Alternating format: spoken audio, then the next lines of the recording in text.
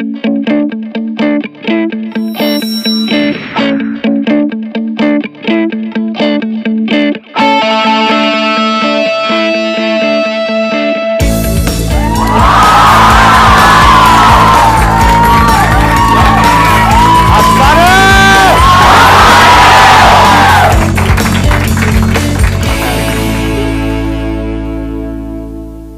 आप लोग देख लो आराम से, फिर मैं कुछ बोलूंगा। अपनी भड़ास निकाल लो।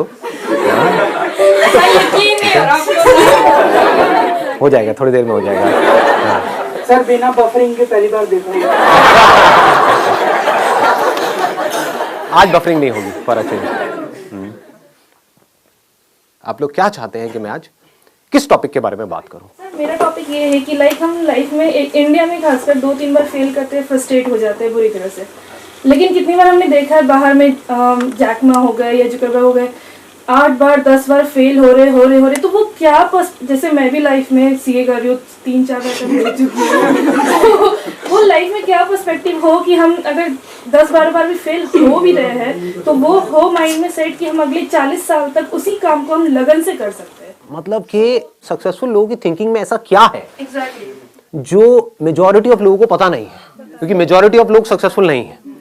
तो how successful people think, that is what you are asking, right? कि वो कैसे सोचते हैं। मेरे से क्यों पूछ रहे हो? अपनी तारीफ सुनने में किसे नहीं मजा आता है? क्योंकि सर आप सक्सेसफुल हो। My topic is very similar to what she said. 2 of my friends are clinically depressed and they have to take antidepressants and visit a psychiatrist. So it's like when people start to fail, they also shared similar story to what she said. They were in CA and then they failed their exams and they felt depressed and they couldn't function properly. Their energies were low.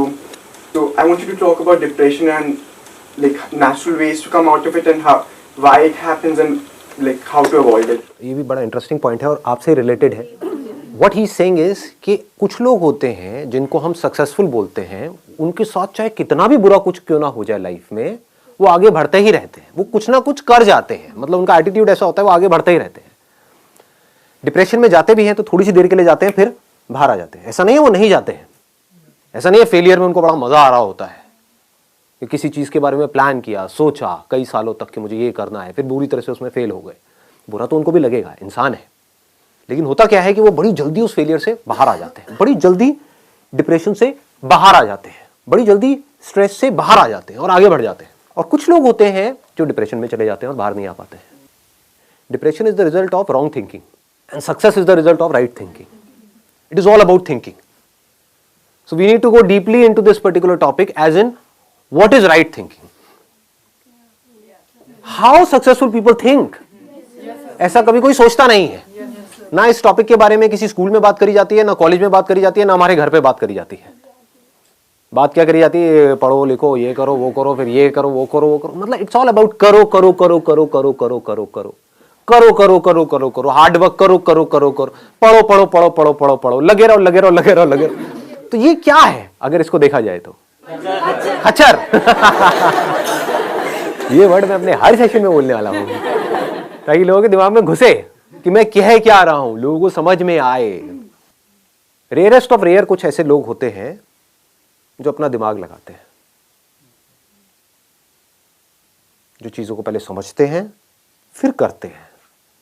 ऐसे लोगों को आप creative कह सकते हो। Creative का मतलब क्या है कि एक प्रॉब्लम है और लोग क्या कर रहे हैं, उस प्रॉब्लम को उसी तरह से सॉल्व कर रहे हैं जिस तरह से सॉल्व कर रहे थे, लेकिन जो प्रॉब्लम है वो बदलती चली जा रही है टाइम के साथ साथ। जो हमारी टेक्स्ट बुक्स हैं उसके थ्रू जो अनसर्टेनिटी है इस दुनिया में, उसका सॉल्यूशन नहीं निकल सकता। जो भी आप स्कूल कॉलेज में पढ़ रहे हो, मतलब मैं वैसे एक बहुत स्ट्रांग वर्ड उसके लिए यूज करना चाहता था, लेकिन अगर थोड़ा पोलाइटली बोलूं तो वो सब बेकार है। कुछ इंफॉर्मेशन आपके अंदर फीड करी जा रही है, बट उसका रियलिटी से कोई डायरेक्ट कनेक्शन नहीं है। जैसे अगर आप सॉफ्टवेयर इंजीनियरिंग पढ़ रहे हो, 20 साल पुरानी बुक्स हैं, वही आप पढ़ रहे हो, और 20 साल में टेक्नोलॉजी कहां की कहां पहुंच गई है। सर 3 महीने में वेरी, हर 3 महीने में, हर 3 मिनट में आ रहा है। कुछ इंप्रूव हो रहा है, कुछ बेटर हो रहा है, पुराना ऑब्सोलीट हो रहा है। तो जो भी कुछ आप पढ़ रहे हो उसकी एक लिमिटेशन है, क्योंकि unless and until you are creative enough. What do we mean by creativity? कि जो आपने पढ़ा है अगर उसी तरह से आप उन प्रॉब्लम्स का सॉल्यूशन निकालना चाहते हो जिस तरह से आपको लगता है कि वो जो मैंने पढ़ा है उसके बेस में निकाल सकता हूं, तो आप क्रिएटिव नहीं हो, तो आप मैकेनिकल हो। अगर आप टेक्स्ट बुक के हिसाब से चलते हो और आप किसी भी प्रॉब्लम का सॉल्यूशन निकालते हो तो नहीं निकाल पाओगे, फंस जाओगे। क्यों फंस जाओगे? क्योंकि प्रॉब्लम्स बदल चुकी हैं। जिन प्रॉब्लम्स के सॉल्यूशंस निकालने के लिए ये पूरा का पूरा एजुकेशन सिस्टम बना था, वो प्रॉब्लम्स अब है ही नहीं, अब कुछ और ही प्रॉब्लम्स हैं। तो उसके लिए क्या चाहिए? एक ऐसी थिंकिंग चाहिए जो पूरी तरह से तैयार हो अपना जो भी पैटर्न ऑफ थिंकिंग है उसको तोड़ देने के लिए। यह डिफरेंस होता है सक्सेसफुल लोगों की सोच में और उन लोगों की सोच में जो सक्सेसफुल नहीं हो पाते हैं। वो एक पैटर्न में घूमते रहते हैं और जो सक्सेसफुल लोग होते हैं उनका कोई पैटर्न ही नहीं है। There is no pattern. आपको ऐसा अपना माइंड डेवलप करना होगा अगर आपको जेन्युइनली सक्सेसफुल होना है। तो सक्सेस की डेफिनेशन क्या है? हेल्थ, वेल्थ एंड हैप्पीनेस, इन तीनों का बैलेंस। हाँ बताइए। जैसे मैं क्रिएटिव फील्ड से हूँ, फैशन डिजाइनर हूँ, बट हमारी फील्ड में भी मैकेनिकल ही चलना पड़ता है। फॉर एग्जाम्पल अगर एक बंदा लहंगा चोली बेच रहा है तो वो सालों से वही बेचता रहेगा और वही डिजाइन करता रहेगा। अगर हम लोग कुछ लीक से हटके सोचते हैं, फॉर एग्जाम्पल एक रणवीर सिंह ने ड्रेस पहन के रोब सा गाउन टाइप पहन कर आ गया तो लोगों ने कमेंट कर दिया दीपिका पादुकोण की ड्रेस है। वो लोग बाकी सोशल कैसे एक्सेप्ट करेंगे सोसाइटी की जो अगर नई चीज आ रही है वो कैसे एक्सेप्ट करी जाएगी? मैं यहां पर सबसे पहले तो ये क्लियर करना चाहूंगा, मैं क्रिएटिविटी की बात नहीं कर रहा हूं। एक है क्रिएटिविटी, वो क्या है कि एक पेंटर है जो पैशनेट है अबाउट पेंटिंग और वो क्या कर रहा है, अपने अंदर कुछ अजीब से थॉट चल रहे हैं उसको एक्सप्रेस कर रहा है। I am not talking about that, that is creative expression. I am talking about creative thinking which is very different from that. What is creative thinking? कि सबसे पहले एक प्रॉब्लम को समझा। If you are a fashion designer तो सबसे पहले आपने ये समझा कि ये जो मार्केट है वो है क्या, इंडस्ट्री है वो है क्या। अगर वो ना समझ करके हम अपनी इमेजिनेशन से हम कुछ भी अजीब सा कर रहे हैं और फिर हम कह रहे हैं कि लोग उसको पसंद नहीं कर रहे हैं, तो that is not creative thinking. इसको ध्यान से समझ लेना कि मतलब कि आप कहते हो कि मैं बहुत क्रिएटिव हूं, लोग इसका क्या मतलब निकाल लेते हैं कि कुछ भी अजीब सा करो और बोल दो कि मैं बहुत क्रिएटिव हूं, कि मैं एक फैशन डिजाइनर हूं और मैंने एक चमगादड़ की ड्रेस बना दी और मैं कह रही हूं कि आज के बाद शादियों में जो ब्राइड्स हैं वो यही ड्रेस पहनेगी, काली वाली चमगादड़ की, लेकिन कोई इसको पसंद ही नहीं कर रहा है। और वो ब्राइड जिसके लिए मैं इतना अच्छा सोच रही हूं कि वो कितनी अच्छी लगेगी, वो भी मेरे अगेंस्ट हो गई है, तो कोई मेरा साथ नहीं दे रहा है। इसमें बुराई क्या है? देखो मैं कितनी इंस्पायर्ड हूं। मैं रात को बैठी हुई थी और मेरी नजर पड़ी एक चमगादड़ के ऊपर, लाइट जली, ये मेरे अंदर से इंस्पिरेशन आई और मैंने इतनी कमाल की चीज बनाई, लेकिन इसको कोई समझता ही नहीं है। तो ये अगर आप बना रहे हो अपने शौक के लिए, अपने मजे के लिए, तब तो ठीक है। But what is creative thinking? To find out the solution to a problem, to an existent problem. Creative thinking का मतलब ये नहीं कि कुछ नया करना है, तो नजर अलग चाहिए और दुनिया से नजर अलग चाहिए। सिर्फ नजर का खेल है। थिंकिंग मीन्स क्या? नजर ही तो है। किसी की नजर कहीं पर है, किसी की नजर कहीं पर है। जिसकी नजर जहां पर है उससे रिलेटेड उसके अंदर थॉट्स आते हैं, उससे रिलेटेड एक्शंस होते हैं। किसी की नजर कहीं और है तो उससे रिलेटेड थॉट्स आते हैं, तो वो थॉट्स ही ऐसे हैं, वो नजर ही ऐसी गलत जगह पर है कि उससे रिलेटेड गलत ही थॉट्स आने हैं और बंदा नीचे ही धसेगा। अगर नजर सही जगह पर है तो थॉट्स भी सही आने हैं और वो ऊपर उठेगा ही उठेगा। उसको दुनिया की कोई ताकत रोक ही नहीं सकती। समझ गए? तो अब देखो क्या होता है कि पहिए भी बन चुके थे हजारों साल पहले और ये बैग्स भी थे। एक बंदे ने दिमाग लगाया कि लोग हैं वो भारी भारी बैग्स उठा उठा करके जा रहे हैं, जिसकी वजह से उनकी कमर में दर्द हो रहा है। तो गाड़ी के जो पहिए थे उसको थोड़ा सा छोटा किया और बैग के नीचे लगा दिया और वो बंदा करोड़पति बन गया। ऐसे समझना होता है चीजों को। लोग ऐसे नहीं समझते हैं। लोग क्या करेंगे, मतलब एक बैग है तो उसको उठा उठा करके ढोए जा रहे हैं, ढोए जा रहे हैं, ढोए जा रहे हैं। ये नहीं दिमाग लगाएंगे कि क्या कोई और सोल्यूशन भी है। सोचो ना, हो सकता है उस बंदे को खुद कोई प्रॉब्लम आई हो कि मैं ये भारी बैग उठा करके लेके जा रहा हूं, तो उसने दिमाग लगाया हो कि मेरी ये प्रॉब्लम कैसे सॉल्व होगी, तो उसका दिमाग चल गया। और लोग क्या कर रहे थे, वैसा कुछ सोच ही नहीं रहे थे। सब ऐसे ही चलते हैं बैग उठा करके, ऐसे ही चलना पड़ता है, दुनिया ऐसे ही चलती है, तो मैं भी ऐसे ही चलूंगा, कितना भी भारी हो मुझे चलते रहना है, मुझे हार नहीं माननी है, मुझे लगे रहना है खच्चरों की तरह, चाहे बैग को ऐसे पकड़ूं चाहे सर पे रखूं, लेकिन मैं तो चलता ही रहूंगा मरते दम तक, क्योंकि पूरी दुनिया ऐसे ही चल रही थी, चल रही है और ऐसे ही चलती रहेगी। ऐसी सोच किसकी है? अनसक्सेसफुल लोग, थके हुए लोग। और जो क्रिएटिव लोग होते हैं उनकी सोच क्या है? वो बोलते हैं ऐसी कोई दुनिया में प्रॉब्लम है ही नहीं जिसका कोई सोल्यूशन ना हो। If there is a problem there has to be a solution. बस उनकी सोच इतनी सी अलग है कि प्रॉब्लम क्या है, मुझे भारी उठा करके चलना, इसका सोल्यूशन क्या है पता नहीं। पहला तो थोड़ी यही आएगा ना माइंड में, पता नहीं। लेकिन जो अनसक्सेसफुल लोग होंगे वो क्या करेंगे? वो वहीं पे रुक जाएंगे, पता नहीं, ना मुझे पता है ना किसी और को पता है, पता होता तो इसका सोल्यूशन निकल गया होता। लेकिन जो क्रिएटिव लोग हैं वो क्या करेंगे? मुझे पता नहीं है लेकिन मुझे पता लगाना है, कैसे होगा, कैसे होगा, कैसे होगा, कैसे। ध्यान से समझना क्या हो रहा है। क्रिएटिव थिंकिंग का एसेंस क्या है? अगर फोकस नहीं है तो फोकस कहां पर? प्रॉब्लम के ऊपर। प्रॉब्लम में ही सॉल्यूशन होता है।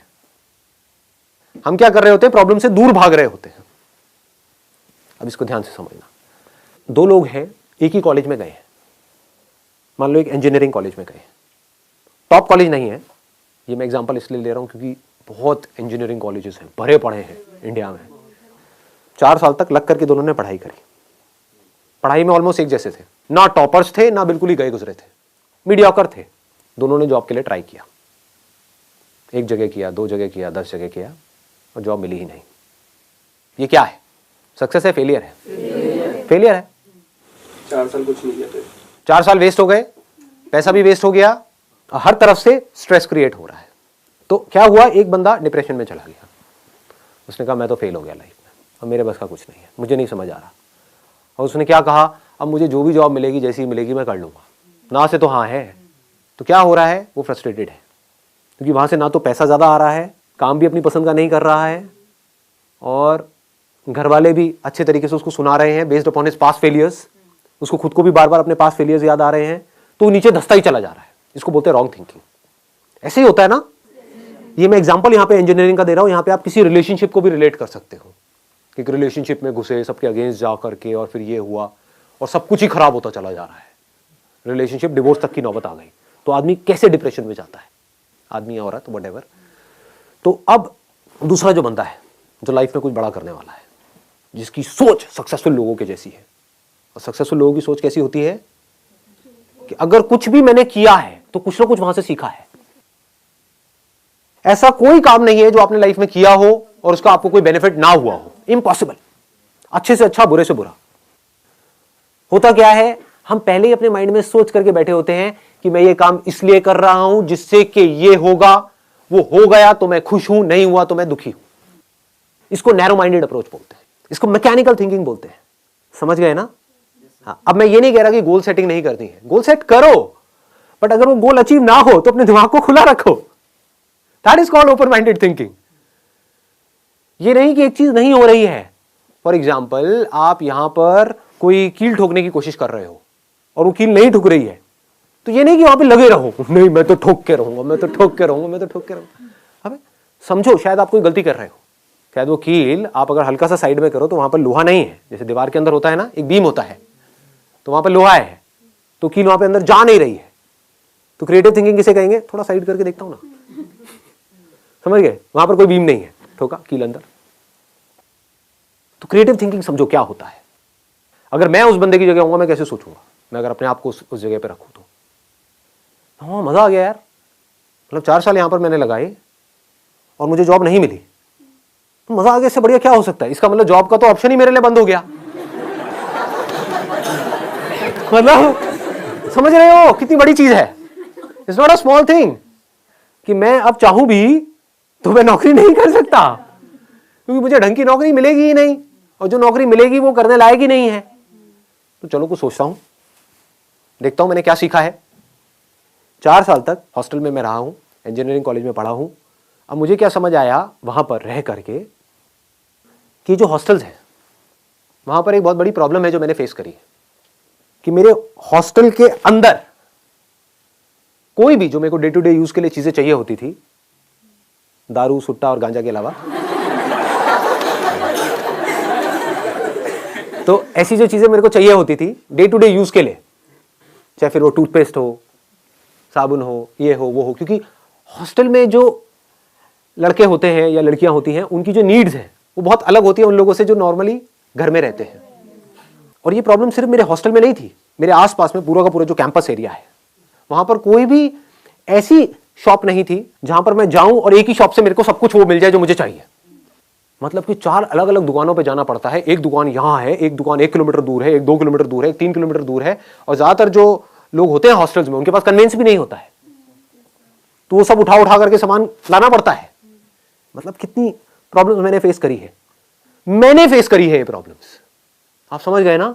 इसको ध्यान से समझे ना। अब मैं जैसे जैसे आप लोगों से बात कर रहा हूं ना, मैं अपना भी रिकॉल कर पा रहा हूं कि मैं यहां तक कैसे पहुंचा। एज अ मॉडल जो मैंने प्रॉब्लम्स फेस करी थी उसका सोल्यूशन निकालने के लिए मैं फोटोग्राफर बना।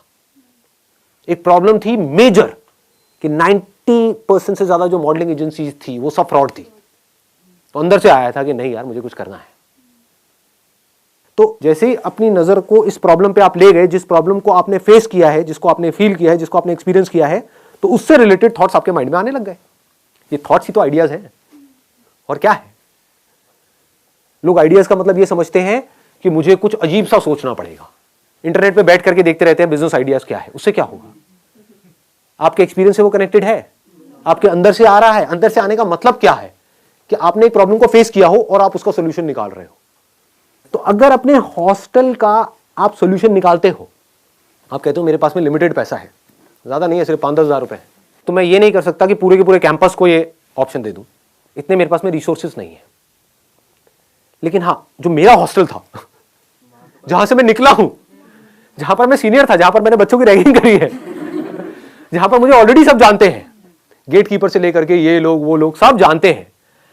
अगर उस हॉस्टल में जो भी कुछ चाहिए, सुई से लेकर के ऊपर तक जो भी गलत चीजों को हटा दे वहां से, तो जो भी कुछ चाहिए वो सब मेरी एक वेबसाइट बनेगी, वहां पर है, और 2 घंटे के अंदर अंदर आपको डिलीवरी मिलेगी विद इन 2 आवर्स। आपको कहीं जाना नहीं है, आना नहीं है, 2 घंटे में मिलेगी। और जो मार्केट में आप जहां से भी ले रहे हो उससे थोड़ा सा सस्ता ही मिलेगा आपको। आसपास में किसी दुकान वाले से भी टाइप कर सकते हो, आसपास में जो दुकानें हैं उनसे भी टाइप कर सकते हो। किसको आता हुआ पैसा बुरा लगता है, समझे? उनको जा करके आपने बोला कि मैं बल्क में लूंगा आपसे, मेरे को रेट बढ़िया दो। आपने पहले ही सारे रेट पता कर लिए, होलसेल मार्केट में जाके ये रेट होते हैं। अब जाकर के आसपास के दुकानदारों से आप बात कर रहे हो और उनको भी थोड़ा सा मार्जिन दे रहे हो, तो आपको दूर जाने की भी जरूरत नहीं है। पास में ही किसी भी दुकान से उठाया माल, ला करके वहां पे उसको दिया, पैसा आपके हाथ में, आपने जा करके उस दुकान वाले को दिया, बाकी का जो मार्जिन है वो डाला अपनी जेब में। तो खाली बैठने से तो कुछ भी है। ये मत सोचो यहां पर आप जाकर के फंस जाओगे, फिर क्या होगा, आप इसी लेवल पे अटक जाओगे। जैसे होता है ना, किसी ने किराने की दुकान खोल दी, वो वहीं पे अटका हुआ है और सुबह से रात तक बस यही कर रहा है, आगे बढ़ ही नहीं रहा है लाइफ में। ऐसा नहीं सोचना है। अब मैं आपको बता रहा हूं सक्सेसफुल लोगों की सोच, कि वो कैसे सोचते हैं। ये नहीं कि मेरे पास में 20-25 हज़ार रुपए तो आ गया, बहुत है ना।